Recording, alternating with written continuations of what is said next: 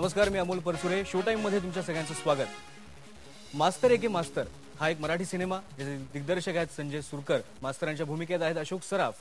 पण हा सिनेमा त्याचं प्रदर्शनच होऊ नये असं सेन्सॉरला वाटतंय. सेन्सॉरने त्या प्रदर्शनाची परवानगीच नाकारली आहे. कुठलेही कट त्यांनी सुचवले नाहीत, त्यांनी प्रदर्शनाची परवानगीच नाकारलेली आहे. आता ह्या निमित्ताने आपली बाजू काय आहे, जे ज्यांनी सिनेमा बनवलेला आहे त्यांना याबद्दल काय वाटतंय हे आपण जाणून घेणार आहोत. आणि आपण त्यासाठी आमंत्रित केले आपल्या स्टुडिओमध्ये या चित्रपटाचे दिग्दर्शक आणि सहनिर्माते संजय सुरकर आणि जे मास्तराची मध्यवर्ती भूमिका करतायत ते अशोक सराफ. या दोघांची आपण चर्चा करणार आहोत. या सिनेमाच्या जो वाद एक निर्माण झाला, सेन्सॉर बोर्डाने हा सिनेमा नाकारलाय, त्यामुळे मराठी चित्रपट क्षेत्रात एक खळबळ उडवून देणाराच हा असा एक प्रसंग आपल्याला म्हणावा लागेल. पण नेमका हा काय प्रकार आहे, नेमका हा वाद काय आहे ते जाणून घेऊया आधी या रिपोर्टमधून.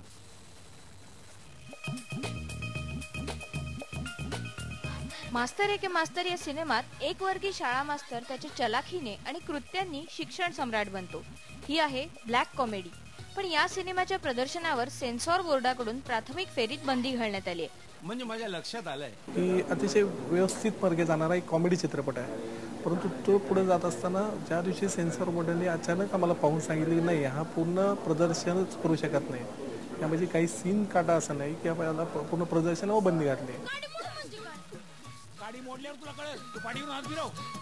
या सिनेमातला शिक्षक 2 लग्न करतो, शाळेच्या फंडसाठी लावणीचा फड लावतो आणि त्यातून उभारलेल्या निधीतून तो शाळेची इमारत बांधतो. कदाचित यामुळे शिक्षकांच्या अस्मितेला धक्का बसेल आणि ते निदर्शनं करतील असं सेन्सॉर बोर्डाला वाटलं.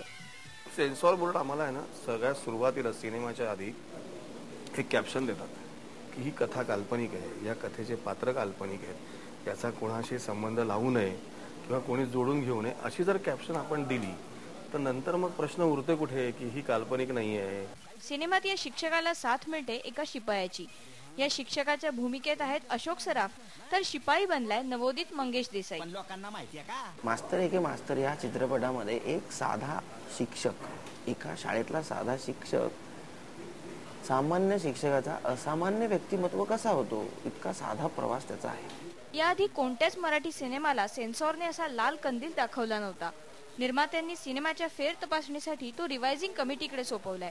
आता या सिनेमाला पास केलं जातं का नाही हा प्रश्न उरतोच. व्हिडिओ जर्नलिस्ट प्रदीप भणगेसह माधुरी निकुंभ, IBN लोकमत, मुंबई. वाद काय आहे, प्रकार काय आपल्या लक्षात आलं असेल. आणि याच निमित्ताने आपली बाजू काय आहे ती मांडण्यासाठी आपल्या स्टुडिओत आहेत संजय सुरकर आणि अशोक सराफ. संजय, तुमच्यापासून मी सुरुवात करतो. सेन्सॉरने असं म्हटलंय की हा जो मास्तर आहे, मास्तर एके मास्तर या सिनेमातला, हा स्त्री लंपट आहे, हा भ्रष्टाचारी आहे, हा अनेक भ्रष्टाचार करतो, काळी कृत्य करतो, वरच्या वर्गात बसलेल्या मुलांना दारू प्यायला परवानगी देतो, मग बाकीचे आणखीन प्रकार असेल, असे अनेक आक्षेप त्यांनी घेतलेले आहेत. तुमच्या आक्षेपावर काय म्हणणं? नाही, मुळात हा जो विषय आहे मास्तर एके मास्तर, हा मुळात एका माणसाची कथा आहे आणि त्याचा पेशा हा मास्तरकीचा असतो. एक साधा गावाचा मास्तर कसा तो स्वतःच्या किंवा सरकारच्या जे काही नियम असतात सरकारचे, त्याचा गैरफायदा घेऊन तो पुढे पुढे जात असतो. पण माझा मास्तर हा कधीच भ्रष्टाचार करत नाही, तो कधीच त्या शाळेतले पैसे खात नाही, संस्था ज्या असतात शैक्षणिक त्यातले जे पैसे असतात ते खात नाही. तो स्वतःच्या अक्कल हुशारीने जे काही करता येईल शाळेकरता. आता इमारत बांधणं हे शाळेच्या फायद्याचं असतं, कारण गेली 5 वर्ष जी लोक, जे टीचर्स आहेत, मास्तर आहेत, त्यांनी 25 ते 30 हजार रुपये जमा केले असतात. याचं म्हणणं असतं की 25-30 हजार एक भिंत पण तयार होणार नाही, त्यापेक्षा मी तुम्हाला 2 महिन्यात 15 लाख रुपये जमा करून देतो, त्यातनं आपली इमारत तयार होईल. मुळात आहे ना, माझं असं म्हणणं आहे की संबंध चित्रपट विनोदी ढंगाने आहे. आणि मला असं वाटतं की कुठल्याही दिग्दर्शकाला एक व्यक्ती स्वातंत्र्य असायला पाहिजे कुठल्याही विषयावर सिनेमा करण्याचं. आता मी हा चित्रपट पहिल्यांदा करत नाहीये, ते माझा पहिला चित्रपट नाहीये. गेली अनेक वर्ष मी चित्रपट करतोय आणि वेगवेगळे विषय मी हाताळलेले आणि त्यातही वेगवेगळे विषय हाताळून मला नॅशनल अवॉर्ड किंवा स्टेट अवॉर्ड सगळे बरेच गोष्टी मिळाल्यात आणि समाजाने दिग्दर्शक म्हणून स्वीकारलंय मला. बरोबर, जे काही पद्धतीचे मी सिनेमे केले. तर मी एखादा विषय जेव्हा सिनेमाच्या माध्यमाने मांडेन तो पूर्ण विचारांतीच मांडेन. बरोबर, त्याच्यात उगाच काहीतरी एखादा विषय असतो की जो आपल्याला खूप अट्रॅक्ट करतो, अरे या विषयावर आपण सिनेमा करूया, मस्त धमाल उडेल. हा हेतू माझा नव्हता. मला असं वाटलं होतं की मी काय केलंय की अनेक वर्षापासून विनोदी चित्रपट केला नव्हता आणि विनोदी चित्रपट केला नव्हता आणि मला असं वाटतं की साला एक विनोदी चित्रपट आपण करायला पाहिजे होता, कारण बरेच लोक विनोदी चित्रपट करतात, आपण करायला पाहिजे. पण अंगविक्षेप किंवा असे जे विनोदी चित्रपट असतात ते मला मान्य नाही. तो माझ्या मते मुळात विनोदच नाही. विनोदी चित्रपटाला सुद्धा एक कथानक असतं आणि नेमकं माझ्या हातात एका मास्तर, एका माणसाची प्रवृत्ती म्हणूया आपण त्याला, अशा प्रवृत्तीचा मास्तर मला दिसला आणि त्या कल्पनेतनं मग आम्ही ते पटकथा आणि हे तयार करून अत्यंत साध्या पद्धतीने, विनोदी पद्धतीने, कारण मला त्या मास्तरची कथा मी जेव्हा ऐकली तेव्हाच मला वाटलं की याची ट्रीटमेंट किंवा याचं सादरीकरण आपण विनोदी ढंगानेच करायला पाहिजे, जेणेकरून ते लोक एन्जॉय करत करत बघतील. आणि ब्लॅक कॉमेडीच्या पद्धतीने तुम्ही ब्लॅक कॉमेडीच्या पद्धतीने ब्लॅक कॉमेडीच आहे ही. आणि मला असं वाटलं की ज्या लोकांनी ग्रामीण भागातल्या शैक्षणिक संस्था किंवा शाळा कुठल्या पद्धतीने चालते हे आपल्या शहरात लोकांना कळलं पाहिजे, हा एक उद्देश होता. सेन्सॉरच्या कमिटीचं असं म्हणणं होतं की याच्यात काही संदेश नाही. म्हणलं प्रत्येक सिनेमात संदेश देणं गरजेचं आहे का? त्यातही म्हणलं तुम्ही जर बघितलं तर एक अतिमहत्वाकांक्षी माणूस, एक लोभी माणूस, ज्याला तेव्हा पैशाची खात सुटते आणि पैसा हवा असं वाटतो त्याला, आणि त्या पैशापोटी तो मोठा होत जातो. ऐश्वर्याने पैशाने मोठा होतो, पण व्यक्तिगत आयुष्यात त्याचं नुकसानच होतं. बरोबर. संबंध कुटुंब त्याला सोडून जात, शेवटी तो एकाकी पडतो. हा सुद्धा एक संदेश आपण म्हणू शकतो त्याला. अशोकजी, मला तुम्ही असं सांगा की ह्या निमित्ताने सेन्सॉरने एक मराठी सिनेमा अडवलाय आणि त्यामध्ये तुम्ही आहात, अशोक सराफ आणि संजय सुरकर यांचं नाव जोडलंय, त्यामुळे ही एक चर्चा त्या निमित्ताने पुन्हा सुरू झालेली आहे. पण मग ह्या निमित्ताने अभिव्यक्ती स्वातंत्र्याचा मुद्दा पुन्हा उपस्थित होतो असं तुम्हाला वाटतं? तो मुद्दा तर उपस्थित होतोच आहे, पण शेवटी प्रबोधन म्हणजे काय? तर प्रबोधन म्हणजे तुम्ही समाजाला वाईट गोष्टी सांगणं, दाखवणं की हे बरोबर नाही, हे चांगलं.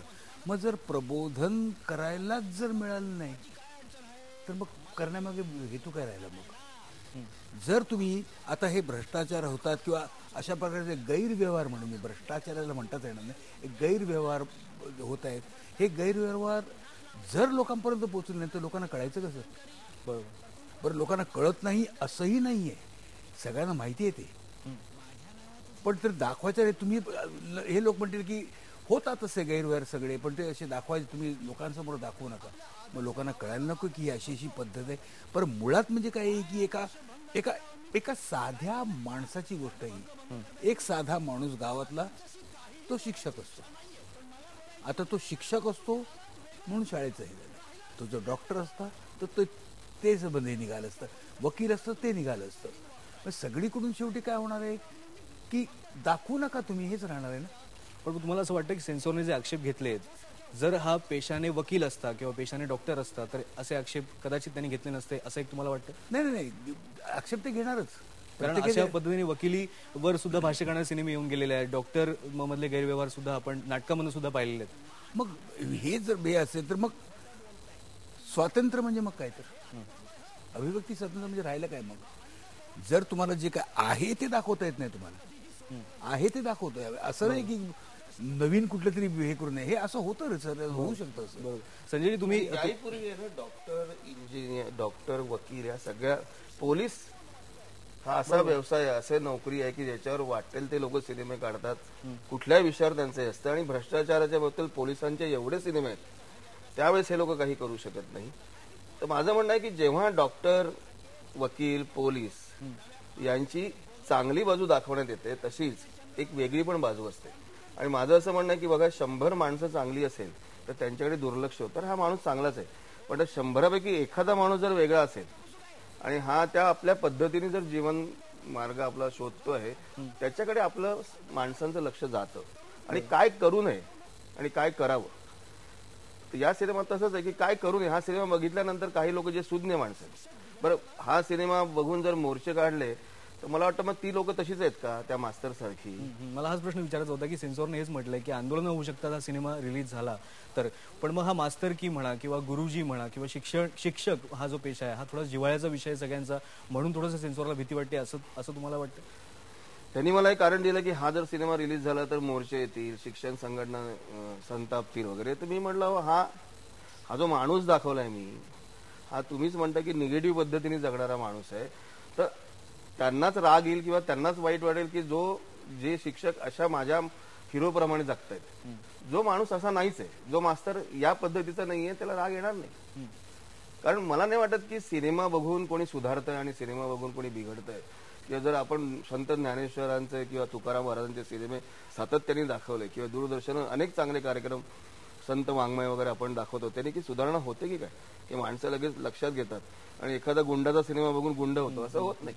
बरोबर. हा तर पूर्वापर चालत आलेली चर्चा आहे की सिनेमा बघून समाज बिघडतो का नाही बिघडतो आणि समाजामधले जे काही वास्तव आहे ते सिनेमा दाखवलं जातं खरोखर की नाही, हे तर वेगळी चर्चा आहे. आपण आणखीन या विषयावर बोलणार आहोत. अशोक सराफ आणि संजय सुरकर दोघे आपल्याबरोबर स्टुडिओत आहेतच. मास्तर एके मास्तर या सिनेमाला सेन्सॉरने नाकारलाय, त्या विषयावर आपण आज चर्चा करतोय. पण त्याआधी आपण घेऊया ब्रेक. पहा फक्त IBN लोकमत.